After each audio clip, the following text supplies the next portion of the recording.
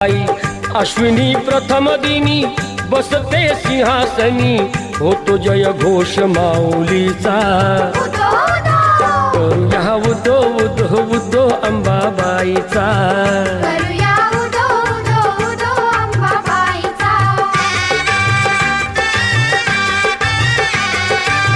तेथुनी जरा दुरी स्वामीजी गगनगिरी, अंश तो परमेश्वरी भक्ती दत्ताची खरी।